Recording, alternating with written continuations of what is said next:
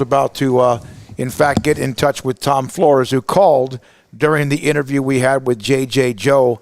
And I'm telling you, the chat room today, there's always something that sprouts out, and we've discussed some of the SEC with the 3 losses to the group of 5, and then last night, the Mississippi State performance or lack of one against Texas Tech, getting hammered by Sonny Cumbie and company, and there's a back and forth going on about the SEC, and no one's trying to say that they don't have elite teams. They absolutely do, and we're going to maybe see one on Saturday, and we'll see one Friday, 2 of them in the semifinal games. But it's been kind of a surprise, the group of 5 losses, and if there's another one coming up, that means Cincinnati, and not a lot of people expect that.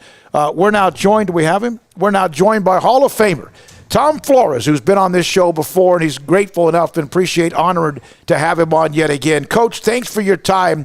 What are your thoughts and memories? What do you remember most about the great John Madden? Well, I don't know. He was a very emotional guy on the field, off the field, and we spent many hours together, being trying to coach the team the way that. Would like us to, and sometimes just the way that we thought were better because we thought our was better. But in any event, we were Raiders true, both of us. And he was, sometimes fun to be around, and sometimes, like the rest of us, not too much fun. You knew him before TV, though. Was he always the same, Coach Madden, and TV John Madden? Well, yes and no. Sometimes he was when he needed to be, but not all the time like he was on TV. I would never dream that it would be as big as he became when he came. I think what started it all was all those young people, the ones that watch football or watching the games, and all of a sudden, pow, out of the wall comes this guy breaking through, trying to sell you a can of beer. And that was the first part of it. And then from that, fortunate for John and fortunate for the networks, he went on to the next level, telling you what you had just seen, telling you what you were maybe going to see. He was excellent at that because he was a teacher. That's what he had trained for, and that's what when he coached.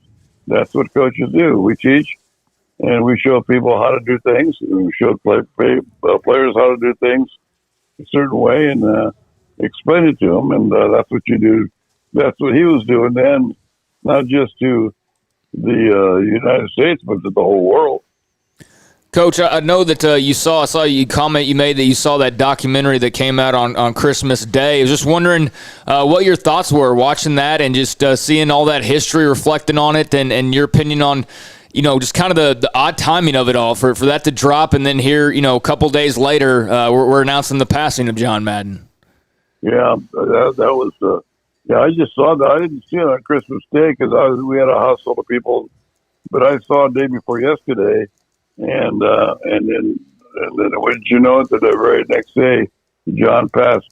I was shocked. I didn't think he didn't look very good the last time I saw him. I hadn't seen him up close and personal because he didn't leave the house that much, and I didn't get up to the Bay Area that much. And he didn't go to the games that much anymore.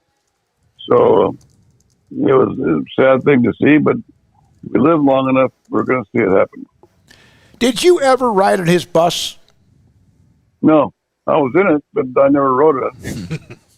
It's like a condominium inside that bus. It was so nice. Yeah, well, John he is pretty sharp. He had other people fix it up for him. And then while he was fixing it up, he just happened to put their logo on the side of the bus, and they fixed it up even more. And it was a nice bus. I mean, it was spacious because he was a big guy, but he spent a lot of hours on that bus and needed room, and he got the room. And then all of a sudden, in doing so, he he started stopping along the way at the little tiny towns, and then all of a sudden he had more fans. Earlier in the interview, you said you and he were both Raiders through and through. That's something that you kind of hear maybe a little bit more from that franchise than some others, because of the fact that Al Davis kind of set what it meant to be a Raider. What is for those trying to kind of grasp it outside that Raiders fan base? What does that really mean that you guys personify that Raider feeling, or that you are Raiders through and through? Well, we were with the team a long time. Look at what's changed in recent years because of the salary cap. John was with the team 10 years. I followed him with 9 years. That's 19 straight years, two guys coaching. Same philosophy, same ownership. And what did we do? We won a lot of games and championships. And so, it wasn't any mystery why we were winning. And in winning, we became very loyal to those that helped us win, and that was the Raiders. That was Al Davis and his ownership. And when you spend that kind of amount of time, you're gonna like a team. Those that didn't spend a lot of time weren't good enough, I guess, or didn't like the team, or the team didn't like them, and they went on their ways. But we managed to hold on, but there wasn't any free agency, so you had the same guys year in and year out, basically, and that all changed when we went to the salary cap. But now look at what's going on right now. This bizarre year of the COVID. They have a new squad every week. Coach, when people think of John Madden, a lot of the younger generation will obviously think of the video game, and some will go to the announce booth. Obviously, we've talked with you a little bit about the deeper level to that. Just in terms of the game of football, for those that didn't know John Madden beyond the broadcast booth or the video game screen, what did they miss out on, and what was the, I guess, main takeaways they should know about John Madden and the game of football, his impact? Well, that he had a lot of respect for the game. He loved what he did. He had respect for the fans, and he enjoyed doing what he was doing, sharing that with the people, and he did it well. Tom, and you got to say, John, you did it well. Nice going. yeah, you mentioned the stability of the Raiders, and one of your rivals, of course, the fierce rivalry with the Steelers. They've had their stability with Chuck Noll, Bill Cowher, and now Mike Tomlin. Shouldn't more franchises look at that and realize all this constant change is not always the best change? Yeah, you would think so. I would think so. I mean, sometimes give it a chance. If you believe what you're doing is the right thing, then give it a chance. You'll never know if you keep changing it week by week, and you'll just never know.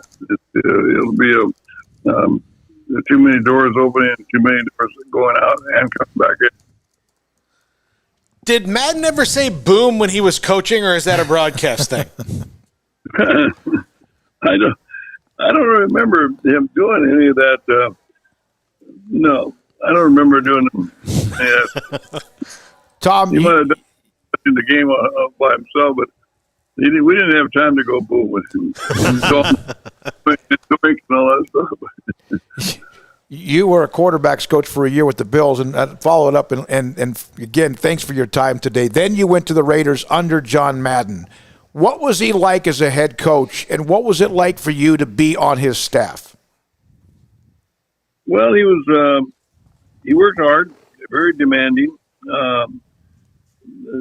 was hired by as the youngest coach in professional football, and Al tutored him and expected him to withhold the Raider tradition and the Raider philosophies, and he did it well.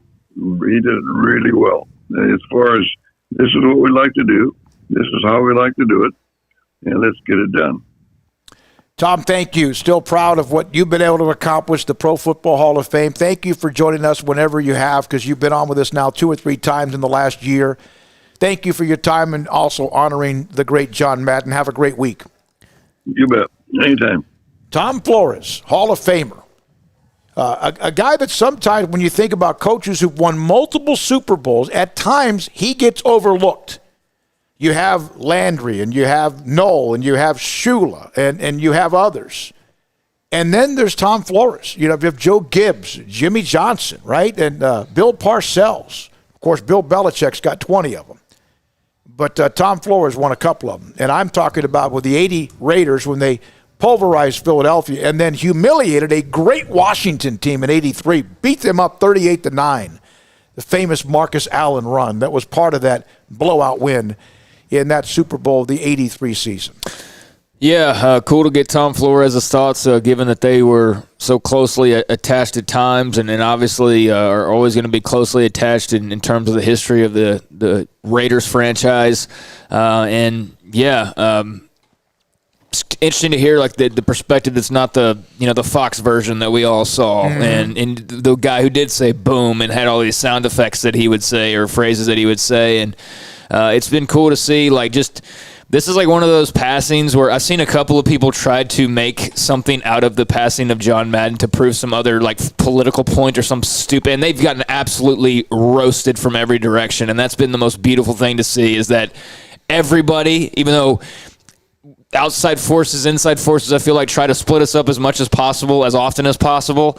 The passing of John Madden, it feels like everybody kind of came together, and anybody who had a bad word to say just got immediately put in their place. And I love to see that because he clearly meant a lot to everybody who grew up watching football, grew up playing the game. It's a universal love that football fans have for John Madden. You know what Major League Baseball has not had, which is I think why it's dipped a little bit, is a John Madden.